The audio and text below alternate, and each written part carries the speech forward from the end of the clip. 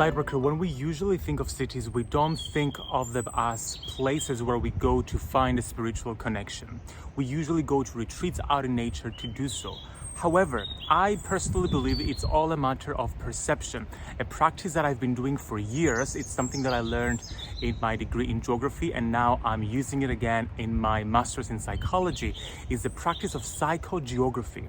Psychogeography combines psychology with geography, and therefore it's all about how space affects our own inner world and therefore affects our psychology. It was a practice developed by a group of activists called the Situationists in the 1950s in the US. And it's all about disorienting yourself in the city. Let's see what's down there. It's like a little door, but leads to nowhere. Huh.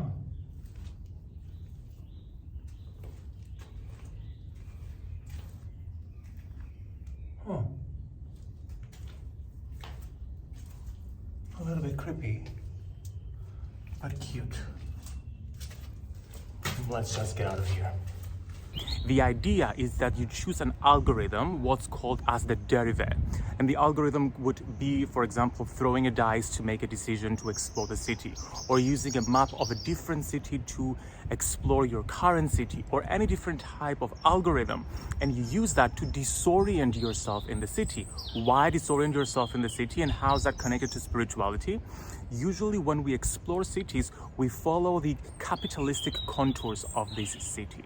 For example, we follow the road, the main road where all the main shops are. So we're giving our power away to those shops, to capitalism, to the government, to direct us and show us the side that they want us to see of that city.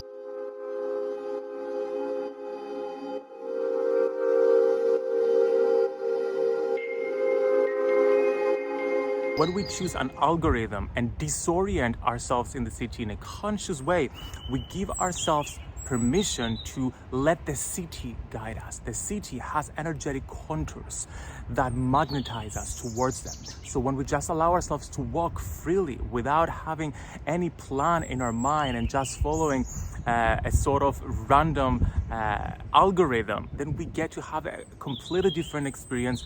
We're more present, we're more mindful, we're able to discover parts of the city we haven't known before.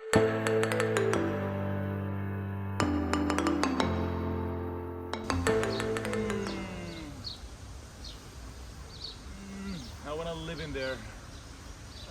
So good. And how would your house in the rose petal look? Oh my god, that would be so beautiful if the house was the rose.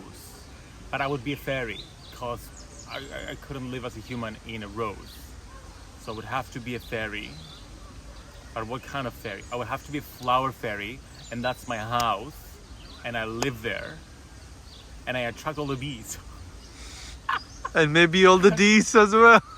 How dare you talk to me like that?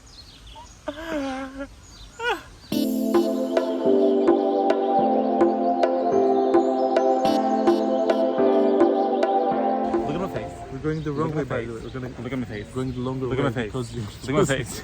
you're just navigating. Is my face bothered? Towards the left. Is my face bothered? So at the Is my face bothered? end, you're just going Is my to face be bothered? more tired. Is my face bothered? Because of your actions. But is my face bothered though? Said Face that bothered. you're Face tired, bothered. and that Face your bothered. whole body Face hurts. bothered.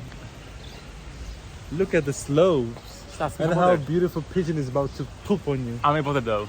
Are you bothered? Are you bothered? Are you bothered? Are you bothered? Sargis? Sargis? Sargis? Sargis? fountain Sargis? over there? Sargis? Are you bothered? I think your phone might Are actually you bothered? land there in a moment. Are you bothered? It's going to have a nice swim. Do you think I'm and bothered? I might even prepare a cocktail. But for am I it. bothered though? Oh, little doggy.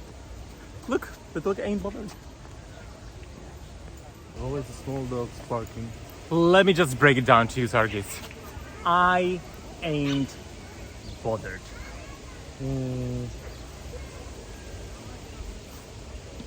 After 10 minutes of being bothered, you're finally not bothered. I'm not bothered.